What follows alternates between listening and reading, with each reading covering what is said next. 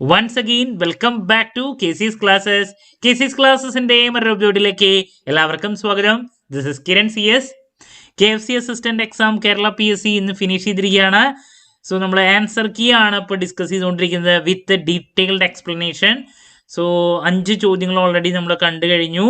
Balance ഒരു 10 ചോദ്യങ്ങൾ ഈ ഒരു വീഡിയോയിൽ ഞാൻ ഇൻക്ലൂഡ് ചെയ്യുന്നതായിരിക്കും. ഓക്കെ, സോ നെക്സ്റ്റ് ക്വസ്റ്റ്യൻ ഇതാണ്. Match the accounting concepts with explanation. Number 1, going concern concept. ആദ്യത്തെ പറഞ്ഞിട്ടുണ്ട്. രണ്ടാമത് money measurement, then entity, accrual concept. നമുക്ക് നോക്കാം. അപ്പോൾ ഗോയിങ് കൺസേൺ കൺസെപ്റ്റ് എന്ന് പറയുമ്പോൾ എന്താ, business will continue for the foreseeable future ആണ്. അപ്പോൾ 1 വരുന്നത് ബി ആണ് അല്ലേ. ദെൻ നെക്സ്റ്റ് മണി മെഷർമെന്റ് ആണ്. Next only transactions measures in money are recorded. അപ്പോൾ 2 വരുന്നത് സി ആണ്. എൻറ്റിറ്റി കൺസെപ്റ്റ് ആണ്. Next business and owners are separate entities ആണ് വരുന്നത്. അപ്പോൾ ഇത് 3 ആണ് വരിക, ഈസി. അക്രൂവൽ കൺസെപ്റ്റ് ആണ് നെക്സ്റ്റ് വരുന്നത്. റവന്യൂ ആൻഡ് അത് ഡി വരുന്നത്. അപ്പോൾ ഇതാണ് വരുന്നത് എന്ന് വെച്ചിട്ടുണ്ടെങ്കിൽ ഓപ്ഷൻ ഡി ആണ് വരിക. 1B അല്ലേ, 2C, 3A, 4D. അപ്പോൾ ക്വസ്റ്റ്യൻ നമ്പർ 6ന്റെ ആൻസർ ഡി ആണ് കേട്ടോ. Moving to question number 7. Statement രൂപത്തിലുള്ള ചോദ്യം. Depreciation is charged on fixed assets every year. 2 assumptions പറഞ്ഞിട്ടുണ്ട്. Number 1, fixed assets lose value with time. Then depreciation ensures fair reporting of assets value. 2 കാര്യങ്ങളാണ് പറഞ്ഞിട്ടുള്ളത്. അപ്പോൾ depreciation എന്ന് പറയുന്നത് ചാർജ് ഓൺ ഫിക്സഡ് അസറ്റ്സ് എല്ലാ ഇയറിലും അല്ലേ. അപ്പോൾ fixed assets lose value with time correct അല്ലേ, ആദ്യത്തെ കറക്റ്റ് ആണ്. Then depreciation ensures fair reporting, അസറ്റ്സിന്റെ കറക്റ്റ് റിപ്പോർട്ടിംഗ് ഡിപ്രീസിയേഷൻ ചാർജ് ചെയ്യുന്നതിലൂടെ നടക്കുന്നു, അതും കറക്റ്റ് ആണ്. So both assumptions are correct. Option C ആണ് ആൻസർ വരുന്നത്. So that's about question number 7. Then statement രൂപത്തിലുള്ള മറ്റൊരു ചോദ്യം. Accrual basis is better than cash basis for large businesses. ഇതാണ് ക്വസ്റ്റ്യൻ. അപ്പോൾ അതിലെ assumption, accrual basis records income and expenses when they occur. Correct അല്ലേ. Accrual ബേസിസിലാണ് expenses ആണെങ്കിലും അതുപോലെ തന്നെ ഇൻകം ആണെങ്കിലും അത് ഒക്കേർഡ് ആവുമ്പോൾ തന്നെ അതിനെ നമ്മൾ ട്രീറ്റ് ചെയ്യണം എന്ന് പറയുന്നത് കറക്റ്റാണ്.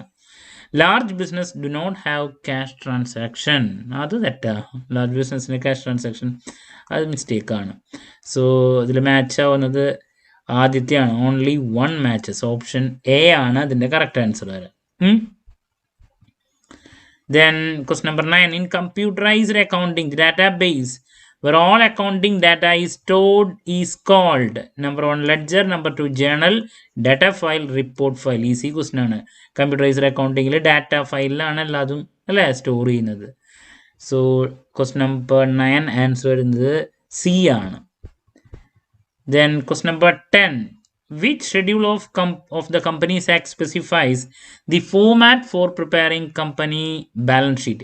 ഏത് ഷെഡ്യൂൾ പ്രകാരമാണ് കമ്പനിയുടെ ബാലൻസ് ഷീറ്റ് നമ്മൾ പ്രിപ്പയർ ചെയ്യുന്നത്? ഈസിയാണ്. ഷെഡ്യൂൾ 3 ആണ്, അതെല്ലാവർക്കും അറിയുന്നൊരു കാര്യമാണ്. ഷെഡ്യൂൾ 3 ആണ് വരിക. ഓക്കെ, ഓപ്ഷൻ ബി ആണ്. Moving to question number 11. Consider the following statements regarding working capital requirements. Working capital റിക്വയർമെന്റ്സിനെ പറ്റിയുള്ളതാണ്.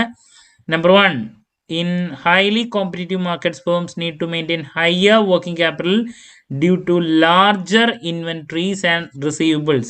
ആദ്യത്തെ പറഞ്ഞിരിക്കുന്നു കറക്റ്റ് ആണ്. വർക്കിംഗ് ക്യാപിറ്റലിനെ പറ്റിയിട്ട് പറയുകയാണെങ്കിൽ ഹൈലി കോമ്പറ്റീറ്റീവ് മാർക്കറ്റിൽ ഫേംസ് വർക്കിംഗ് ക്യാപിറ്റലിൽ കൂടുതൽ മെയിൻറ്റെയിൻ ചെയ്യേണ്ടതായിട്ട് വരും, ലാർജ് ഇൻവെൻട്രീസിനും റിസീവബിൾസിനും. കറക്റ്റ് ആണ്. Then next, prompt and adequate supply allows firms to maintain low inventory levels. കറക്റ്റായിട്ട് സപ്ലൈ നടക്കുകയാണെങ്കിൽ നമുക്ക് ഇൻവെൻട്രി ലെവൽ കുറവ് മതി. നമ്മളെപ്പോഴും പറയുന്നൊരു കൺസെപ്റ്റാണത്. കറക്റ്റായിട്ട് നമ്മുടെ സപ്ലൈക്ക് അനുസരിച്ചിട്ട് അല്ല, ഡിമാൻഡിനനുസരിച്ച് സപ്ലൈ ചെയ്യുകയാണെങ്കിൽ നമുക്ക് ഇൻവെൻട്രി ലെവൽ കുറച്ച് മതി, നോ പ്രോബ്ലം അവിടെ വരുന്നു. അപ്പോൾ അതും കറക്റ്റാണ്. If raw materials are available only seasonally, firms may need to carry large inventories year round. കറക്റ്റാ, അതും കറക്റ്റാ. സീസണലി മാത്രമാണെങ്കിൽ നമ്മൾ കൂടുതലായിട്ട് അത് സ്റ്റോർ ചെയ്ത് വെക്കേണ്ടതായിട്ട് വരും ഇൻവെൻട്രി. അപ്പോൾ 3ഉം കറക്റ്റാണ്. അപ്പോൾ ഓപ്ഷൻ ഡി ആണ് ആൻസർ വരുന്നത്. Question number 11, 1, 2 and 3. Question number 12.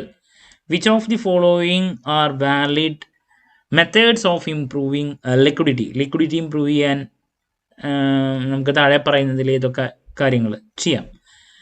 So number 1, increasing the stock turnover to release tied up funds. അതാണ് ആദ്യം പറയുന്നത്.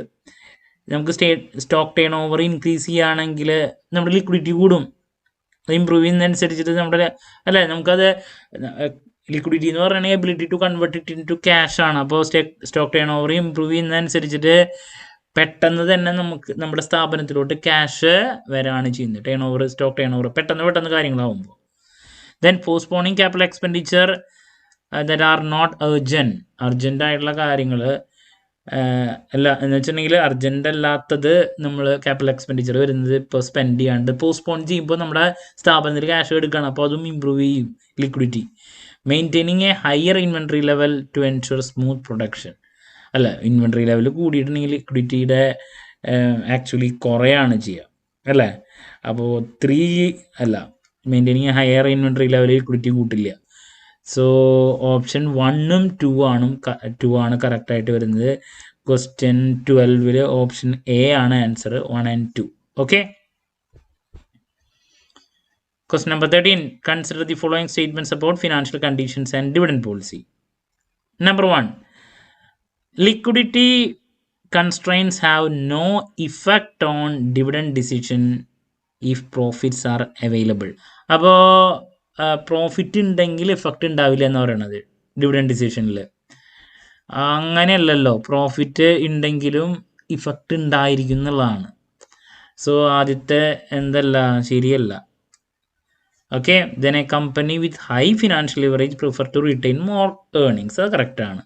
ഫിനാൻഷ്യൽ ലിവറേജ് കൂടുതൽ ഇവിടെ വരുമ്പോൾ അവർ എന്ത് ചെയ്യണം, ഏർണിങ്സ് കൂടുതൽ റിട്ടൈൻ ചെയ്യുകയാണ് ചെയ്യുക. അത് കറക്റ്റ്.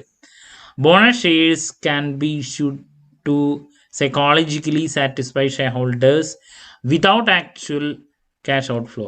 ബോണസ് ഷെയർസ് എന്ന് പറയുമ്പോൾ എക്സിസ്റ്റിംഗ് ഷെയർ ഹോൾഡേഴ്സിന് ഫ്രീ ആയിട്ട് കൊടുക്കുന്നതാണ്. അപ്പോൾ without actual cash outflow നമുക്ക് ഇഷ്യൂ നടത്താൻ സാധിക്കുന്നതാണ്. കറക്റ്റ്. സോ ഈ 2 ഓപ്ഷൻസ് ആണ് കറക്റ്റ്. 2ഉം 3ഉം എന്ന് വെച്ചിട്ടുണ്ടെങ്കിൽ സി ആണ് ആൻസർ വരിക. Question number 13. Moving to question number 14. Consider the following statements about gross working capital and net working capital. Gross working capital refers to the total investment in current assets. Correct? Current asset investment ആണ് നമ്മൾ gross എന്ന് പറയാം. Net working capital is the difference between current assets and current liability. അതും കറക്റ്റാണ്. Net working capital എന്ന് പറഞ്ഞാൽ അതാണ് ഉദ്ദേശിക്കുന്നത്. Net working capital always remains positive for all firms. അത് കറക്റ്റ് അല്ല, നെഗറ്റീവും വരുമല്ലോ, പോസിറ്റീവ് മാത്രമല്ല. സോ 1ഉം 2 ആണ് കറക്റ്റ് വരുന്നത്. ഓപ്ഷൻ എ ആണ് ആൻസർ വരാം. Moving to question number 15. Consider the following statements about cost of equity capital. ആദ്യം, internal equity is raised through retained earnings. കറക്റ്റാണ്. Internal equity is raised through retained earnings. Okay. External equity refers to issue of new shares issue നടത്തിയിട്ട് fund raise ചെയ്യുന്ന എക്സ്റ്റേണൽ ഇക്വിറ്റിയാണ്. കറക്റ്റാണ്. External equity is always cheaper than internal equity. അത് തെറ്റാണ്. External equity actually expensive ആണ്, not cheaper. So അത് തെറ്റാണ്. സോ 1ഉം 2 ആണ് കറക്റ്റ്. ഓപ്ഷൻ എ ആണ് ആൻസർ വരാം. സോ ഇതാണ് നെക്സ്റ്റ് 10 ചോദ്യങ്ങൾ ഡിസ്കസ് ചെയ്തിട്ടുള്ള. നമ്മൾ ടോട്ടൽ 15 ചോദ്യങ്ങൾ കഴിഞ്ഞു. ബാലൻസ് ക്വസ്റ്റ്യൻസ് എത്രയും പെട്ടെന്ന് തന്നെ ഇൻക്ലൂഡ് ചെയ്യുന്നതായിരിക്കും. മറ്റൊരു വീഡിയോയുമായി വീണ്ടും കാണാമെന്നുള്ള പ്രതീക്ഷയോടെ നിർത്തുന്നു. This is Kiran CS signing off. Have a nice day. Thank U.